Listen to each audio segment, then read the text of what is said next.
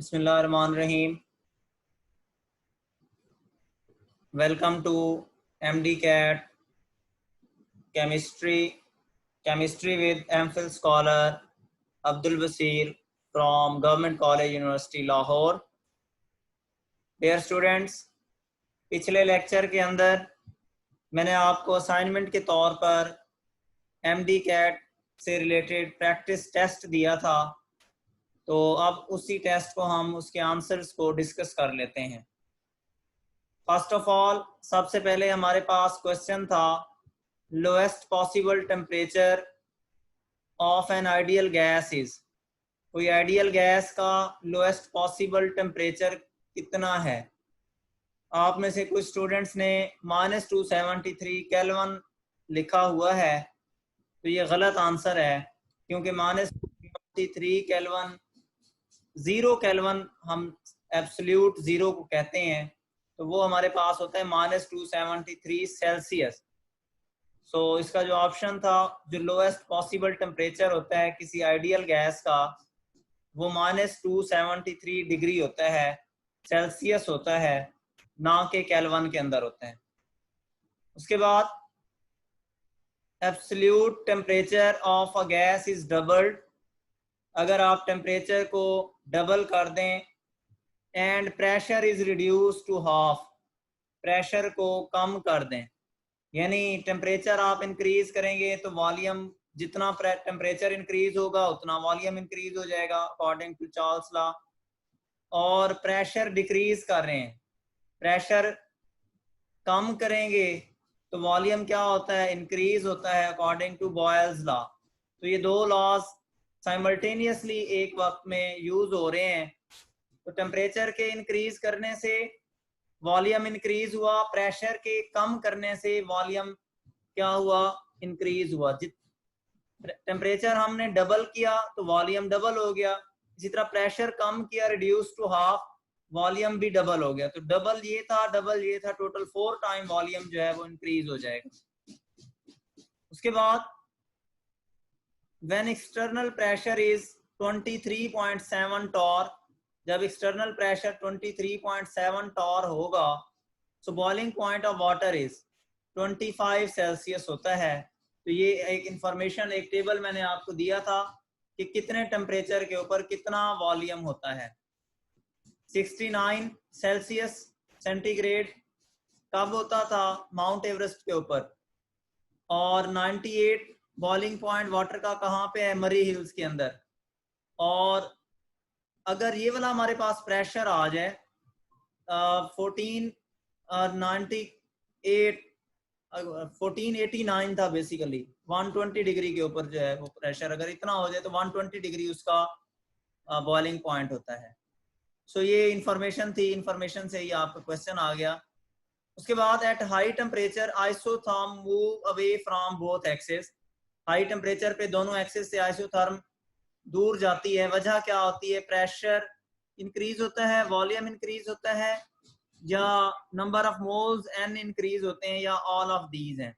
बच्चे, प्रेशर के इंक्रीज करने से कोई फर्क नहीं पड़ता, वॉल्यूम इंक्रीज होता है जिसकी वजह से वो दोनों एक्सेस से दूर जाती है। और नंबर ऑफ मोल्स तो कांस्टेंट ही होते हैं, तो ऑल ऑफ दीज का तो ऑप्शन ही खत्म हो जाता है कि नंबर ऑफ मोल्स। जब बॉयल्स लॉ हम स्टडी करते हैं, प्रेशर और इनवर्स ऑफ वॉल्यूम के दरमियान में हमने रिलेशन चेक किया था, स्ट्रेट लाइन आई थी। प्रेशर और टेम्परेचर के दरमियान में हमने पीछे उसमें डिस्कस किया था, तो आइसोथर्म आई थी हाई टेम्परेचर के ऊपर, T1 25 सेल्सियस के ऊपर करीब थी और T2 के ऊपर थोड़ा दूर हो गई। वजह क्या थी कि वॉल्यूम जो था वो इंक्रीज हो गया। 1 atm is not equal to, 1 atm किसके इक्वल नहीं होता, 760 टॉर के इक्वल होता है 147 psi, 14.7 psi के बराबर था। सो 147 psi के बराबर नहीं होता। सो 101,325 किलो पास्कल के भी बराबर होता है, 1.01325 बार के भी बराबर होता है। सो अगला क्वेश्चन है, atmospheric pressure is due to, किसकी वजह से होता है, पार्शियल प्रेशर ऑफ नाइट्रोजन की वजह से भी, कार्बन डाइऑक्साइड की वजह से भी, ऑक्सीजन की वजह से भी। यानी एटमॉस्फेयर के अंदर तीनों गैसेस हैं, 78% नाइट्रोजन, 21% ऑक्सीजन और 0.03% कार्बन डाइऑक्साइड। तो ये तीनों की वजह से अपना अपना पार्शियल प्रेशर ये शो करती हैं। तो इन तीनों की वजह से ऑल ऑफ दीज इसका ऑप्शन था। N2, H2 and O2 have maximum diffusion because they have N2 और H2 में जरा देखें, N को 2 से मल्टीप्लाई करें तो कितना, H4 है, सॉरी यहाँ पे 2 नहीं आता, H4 है, हाइड्रोजीन है। N2H4, N2 को मल्टीप्लाई करें इसके मैस के साथ, एक नाइट्रोजन का 14 होता है तो 2 का 28 हो जाएगा। और इसी तरह आपके पास जो हाइड्रोजन है वो 4 हाइड्रोजन है तो 32 बन जाएगा। ऑक्सीजन का भी मैस 32 O2 बन जाता है। Have same diffusion because they have same molar mass. तो इन दोनों का मैस क्या हो जाता है, सेम होता है। दैट्स वाई हमने इसको डिस्कस किया है कि इनका जो डिफ्यूजन का रेट है वो कांस्टेंट है, मैक्सिमम है, सेम है। उसके बाद medical syringes use the principle of, कुछ बच्चों ने ग्राहम्स लॉ लिखा हुआ है, कुछ ने बॉयल्स लॉ लिखा हुआ है, कुछ ने एवोगैड्रोस लॉ भी लगाया हुआ है। बच्चों अगर हम सिरिंज देखते हैं इंजेक्शन भरने के लिए तो हम क्या करते हैं, प्रेशर तो कांस्टेंट रखते हैं। प्रेशर कांस्टेंट रखने के लिए हमने क्या करना है, सिरिंज को पहले ओपन करना है, इंजेक्शन इंजेक्ट करना है लिक्विड सिरिंज के अंदर, फिर उसको हमने क्या कर देना है, पंप करना है। तो यानी इसका मतलब क्या हुआ कि वॉल्यूम और यहाँ पे प्रेशर तो कांस्टेंट है, कांस्टेंट प्रेशर के ऊपर फिर क्या चीज इसके अंदर आएगी। तो ये ऑप्शन आपके पास, कुछ बच्चों ने बॉयल्स लॉ लगाया हुआ है, कुछ ने चार्ल्स लॉ। अब इसमें चार्ल्स लॉ तो नहीं आएगा, क्यों, क्योंकि यहाँ पे टेम्परेचर तो कांस्टेंट होता है, प्रेशर आप वॉल्यूम इंक्रीज या डिक्रीज कर रहे हैं तो उस लिहाज से आपने इसको चेक करना है। उसके बाद एरोसोल्स, डिओड्रेंट स्प्रे, ये जो एरोसोल्स वगैरह होते हैं इनको आप सनलाइट में रख दें तो होगा क्या, आप सनलाइट के अंदर रखेंगे तो गैस जो ही टेम्परेचर पड़ेगा, उन चूंकि उसका वॉल्यूम तो फिक्स है, वो तो बंद होते हैं डिब्बे, जो ही टेम्परेचर पड़ेगा मॉलिक्यूल्स की काइनेटिक एनर्जी बढ़ेगी, काइनेटिक एनर्जी बढ़ेगी तो वो जो डिब्बे होंगे वो बर्स्ट हो जाएंगे। तो इस पे अगर टेम्परेचर इंक्रीज कर रहा है तो वॉल्यूम इंक्रीज होगा, वॉल्यूम इंक्रीज कर रहा है तो क्या चीज होगी, फिर उसके अंदर बॉयल्स लॉ एप्लीकेबल होगा। उसके बाद if original volume of gas at 0 Celsius is 273 centimetre, अगर बच्चे ओरिजिनल मैस वॉल्यूम जो है वो यानी 0 सेल्सियस के ऊपर 273 है, तो आपने चेक करना है 273 के ऊपर उसका वॉल्यूम कितना होगा। तो दो तरीके हैं, एक आप V1 over T1 is equal to V2 over T2, दूसरा जो बेहतर ऑप्शन है क्योंकि यहाँ पे सेल्सियस डिग्री के अंदर दिया गया है तो वो आपने करना है VT is equal to V0 1 plus T over 273।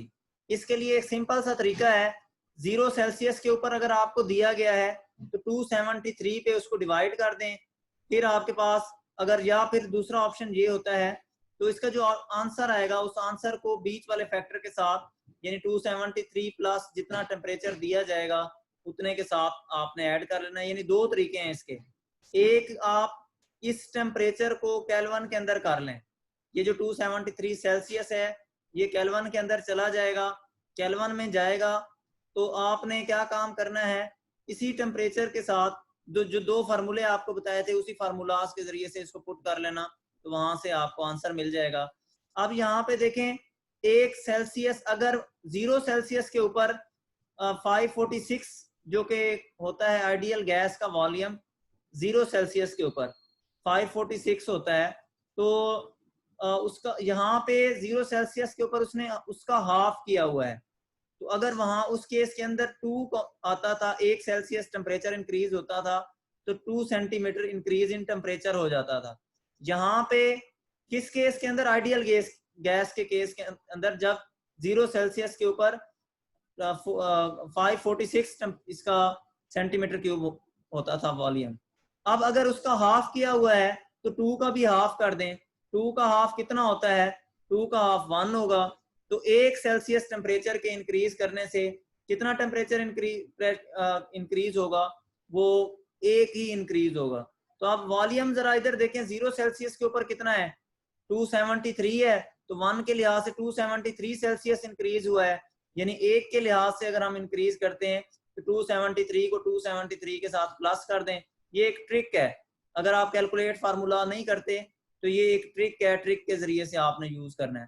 दोबारा मैं रिपीट कर देता हूं कि अगर 0 सेल्सियस पे आइडियल गैस का टेम्परेचर 546 सीएम क्यूब है 0 सेल्सियस के ऊपर, तो उसको अगर 1 सेल्सियस टेम्परेचर इंक्रीज करेगा या डिक्रीज होगा तो वो चेंज होगा 2 यूनिट के साथ। यानी अगर 1 सेल्सियस टेम्परेचर 0 से 1 सेल्सियस हो गया तो वॉल्यूम जो होगा वो 546 से 548 हो जाएगा।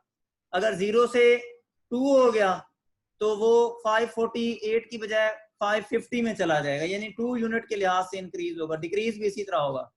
अगर 0 सेल्सियस के ऊपर 546 उसका क्या आ रहा है, 546 अगर उसका वॉल्यूम आ रहा है, जहां पे 0 सेल्सियस के ऊपर उसने मेंशन किया हुआ है 273 सेंटीमीटर क्यूब, तो ये अक्सर बच्चों का काफी का गलत था, तो इस हवाले से इस पे मैं थोड़ा ज्यादा फोकस कर रहा हूँ। 273 सीएम क्यूब बताया गया है। अब 273 सीएम क्यूब का मतलब क्या, कि पहले ये हाफ हो गया 546 का, तो यानी इसका जो 2 यूनिट इंक्रीज होते थे, 2 यूनिट इंक्रीज होते थे, 2 इंक्रीज होने के साथ यहाँ पे डिक्रीज कितने में आएगा, फिर यहाँ पे 1 डिक्रीज हो जाएगा, ये भी हाफ हो जाएगा। तो इसी तरह आप अगर चेक करें तो इन दोनों को अगर आप देखें, टोटल 273 पे अब आप चेक कर रहे हैं, तो ओरिजिनल वॉल्यूम 0 सेल्सियस पे 273 है, इंक्रीज इन वॉल्यूम भी 273 है, तो टोटल कितना हो जाएगा 546 सीएम क्यूब।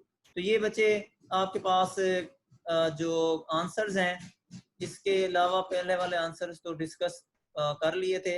ये जो आंसर्स हैं ये पिछले लेक्चर के अंदर डिस्कस हो चुके थे। टॉपिक 1 जो टेस्ट 1 था, ये आंसर हमने वहां पे डिस्कस कर लिए थे। तो अभी दोबारा मैं आपको दूसरे जो आंसर्स हैं, जो इसका दूसरा पोर्शन है, वो अगली वीडियो के अंदर, अगली रिकॉर्डिंग के अंदर मैं आपको बताता हूँ।